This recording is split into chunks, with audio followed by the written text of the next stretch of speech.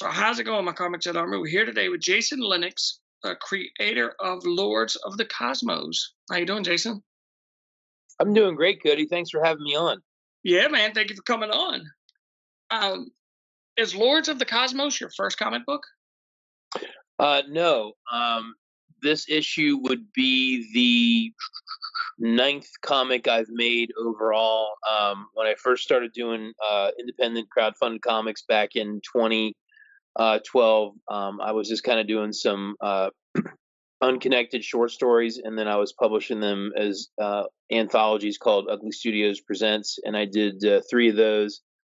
And then I did a black and white complete alternate version of a full length story that I had done in one of those, and just did it as a one shot western. And then Lords of the Cosmos this is issue 5. So I've done a total now of, like I said, this is comic book number 9. Wait, how much has indie comics changed since 2012? It's changed a lot. I'll go over some of the changes if you like that I've seen. Um, I will never forget the very first show that I did, a very small one-day convention in Scranton, Pennsylvania, where I just had one book and like about 6 prints. And I remember I just went to a one-day show and sold like 15 books, and people were like, "Oh my goodness, a book!" And there's definitely a lot less organic interest in books at small shows and large shows, where a lot of them have kind of defaulted into a kind of arts and crafts flea market kind of feel, much less comic oriented. So I found that the show model is a lot less interested in independent books in general. So that's one big change from 12 years ago. And the other, big change I found with crowdfunding is that it has become wildly saturated. When I did my first crowdfunder, on Kickstarter in 2012, Kickstarter was, I think, only a few years old at that point, and people were genuinely kind of, well, why can't I just give you money? And what is this? And it was, genuinely kind of a, new thing, and that rose the blooms definitely off, where there's so many people trying to do it that it is just overwhelmed in the space. And doing a book on Kickstarter is a lot less special because there are such a quantity of just a volume of campaigns. So I've been doing it for maybe longer than most, but I would be very remiss if I didn't say it's become a lot more challenging and a lot more crowded. Okay. What's the elevator pitch for the Lords of the Cosmos? So the elevator pitch that I would use for the Lords of Cosmos is this. Lords of the Cosmos is a 1980s toy and cartoon themed anthology comic book where the forces of evil, led by a mutant cyborg, are fighting a very long war against the forces of good, who have almost given up on defending the planet, and they are led by a fallen Greek god from planet Earth. And they are in the final phase of a very long series of conflicts and wars. And it is a world ruled by magic and technology, and in many ways, it's a post-apocalyptic scenario that they're in. That's very different. I haven't heard anything close to that before. That's pretty cool. I appreciate it. And the format of the book is a black and white anthology, so it's a lot like 2000 AD or Heavy Metal. So each book has multiple stories based in this world. There's a main story that connects each issue that I do the art for. And then each book has small side stories that kind of take you off into tangents on the magical world of Aiden, where it's all set on. So the theme, or I'm sorry, the style and the tone of the book is very similar to things that you would know, such as Flash Gordon, Masters of the Universe, Thundercats, and Thunder the Barbarian. That would be the general feel to it. But I've really tried my best to not make it too derivative, so you'll get the feel of it. But it's not like this is exactly like one of those properties. But you would get the same feels as though you would like a Western, so you could like the Dollar Trilogy, but you could also like Unforgiven and say they're good Westerns, but they're not the same, but they have some similar elements in them. Since this is an anthology, who else is writing stories with you? So my two co-creators write the main story, and that is Jason Palmatier and Dennis Fallon. And they are the two that back in 2016 created this with me. And then in this book, the two others, because there's three total stories. So I co-wrote the other two stories. Mistress Zemba, A Day in the Life, which is a villain origin story of one of our villains, Zemba. I co-wrote that with Brendan Hikes, who's a comic book writer out of Pittsburgh, Pennsylvania.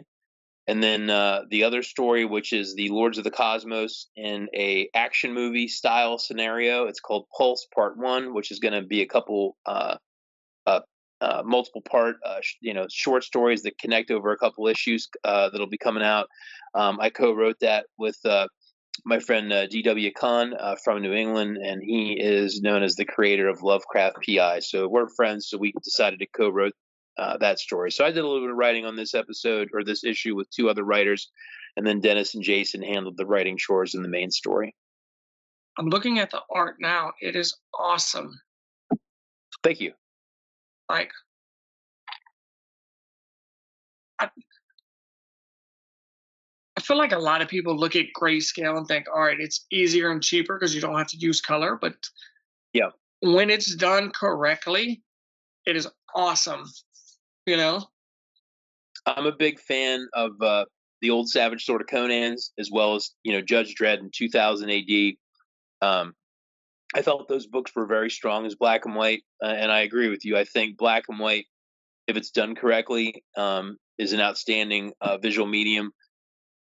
And I really think that Lords of the Cosmos and all the prior issues and this issue is very strong with black and white art. So I've been happy with it. It's a stylistic choice, and I've been happy with it, and I'm glad you noticed it. It's outstanding art in this issue for real. So do they have to read the first 4 issues to understand this? Are they all standalone issues? Go ahead. I'm sorry. Oh, are all the issues standalone, or do they have to read 1 through 4 to understand 5? So at this point, the main story, yes, you really should have been reading the prior issues because the main story just kind of drops you right into the action. So that is kind of the serial story that keeps going. The side stories can be read as one-offs, but what we've been doing since issue 1 is trying to have the standalone additional stories in each issue build off of the main issue. So, for example, in Lords of the Cosmos issue 5, Zemba gets the spotlight in the main story. She kind of shifts into it from being a background character, and then she does some things that are very questionable in the main story, and then her origin story explains it. So you could read her origin story in a vacuum because that's kind of a one-off story, but it does connect back into the main story. So at this point, yeah, to read issue 5, you could, but it would be very recommended to have the prior issues. So one of the things that we did for the Kickstarter is we tried to have very affordable catch-up tiers to either get all the physical books or get the prior 4 issues as PDF if you want to try to get the prior issues on a budget. So while there are some very standalone stories on the side stories, the further we get into the series, the more it all does interconnect. So yeah, you really should read the prior ones before you read 5. But we try to make it affordable so you can do it for not a whole lot of money. How many issues do you have planned? I think when it's all said and done, it's going to go about 10. Are you going to collect all 10 in like a big omnibus? Or are you going to do like 1 through 5?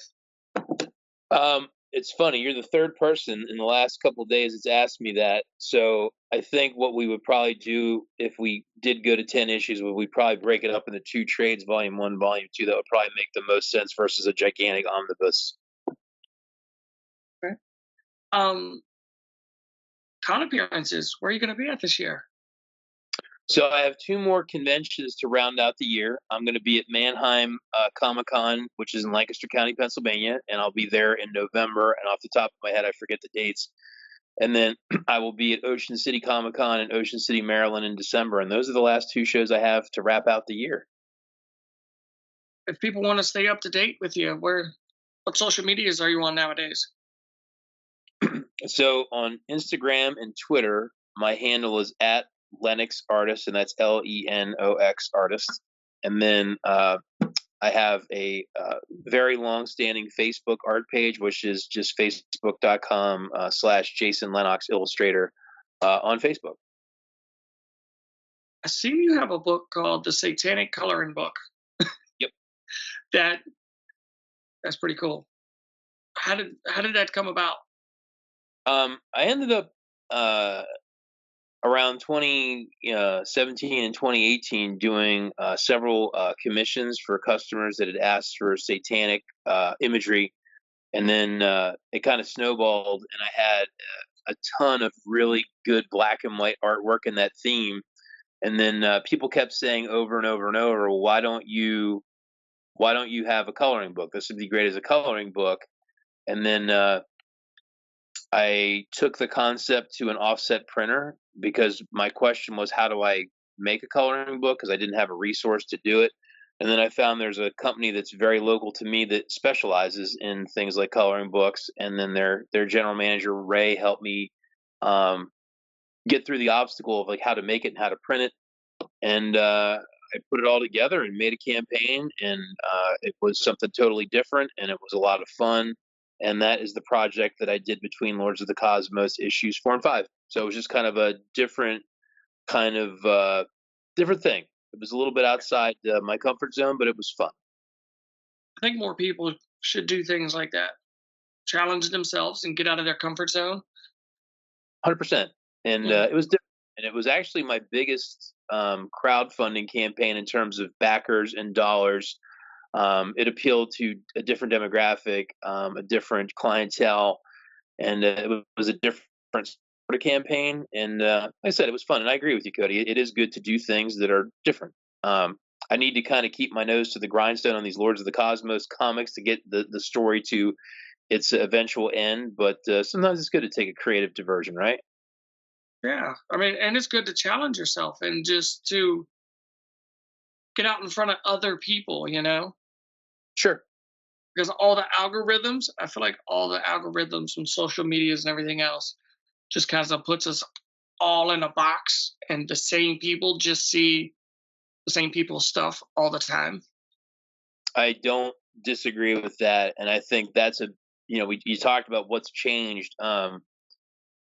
How we communicate and how we interact with our existing and new customers is constantly in flux. And I think one thing that I've seen on this, Kickstarter just in the last 5 days since I launched it, is I think it's definitely a noisier environment that people, myself and yourself included, we're being bombarded with more and more like white noise, like more emails, more messages, more this, more that.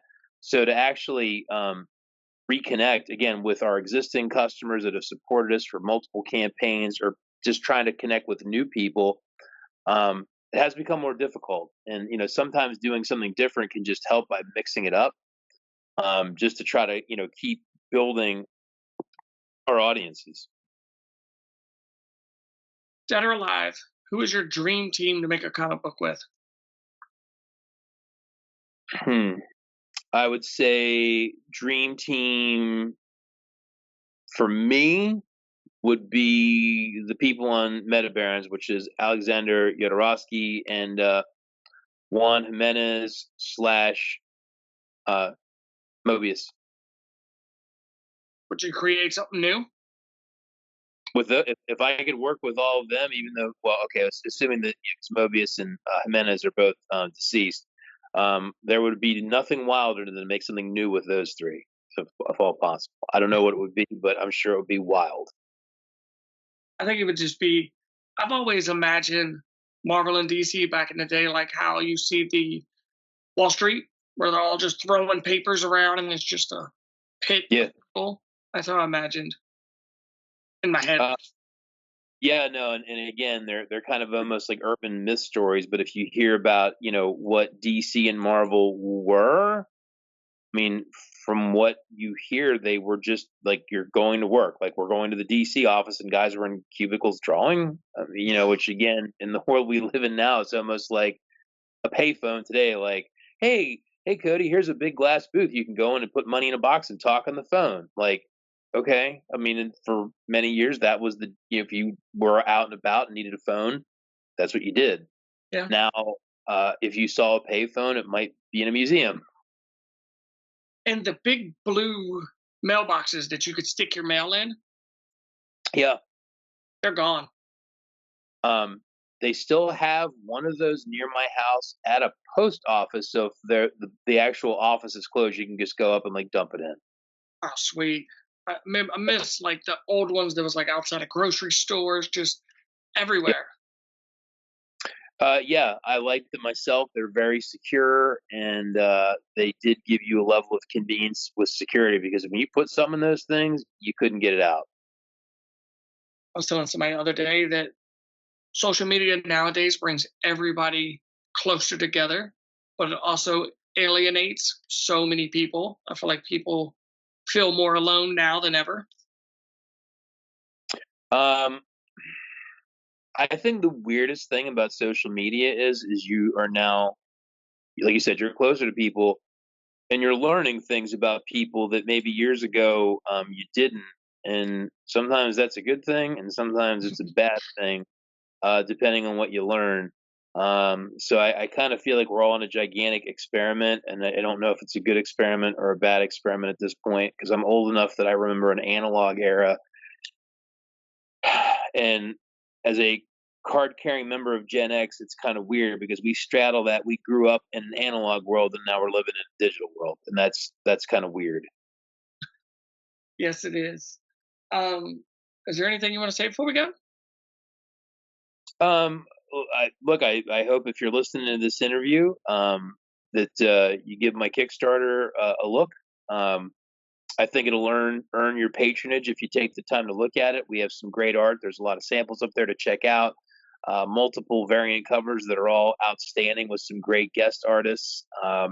And there's a tremendous amount of add-ons, so you can build your own unique reward package with T-shirts, gaming pads, enamel pins, bookmarks, etc. And the new book is 44 pages of black and white 1980s inspired science fiction fantasy art. And again, if you're listening to Comic Chat Authority, I hope you give my book at least a chance to check it out and see if you want to get on board because the book is done. When the campaign wraps, I just have to circle my arms around a print order and get it made. But the book is done and ready to roll. So you so you'll have it out to backers. What'd you say? First of the year before Christmas? So what I did was I put a fulfillment date of June of next year to make sure that I had tons of padding in there.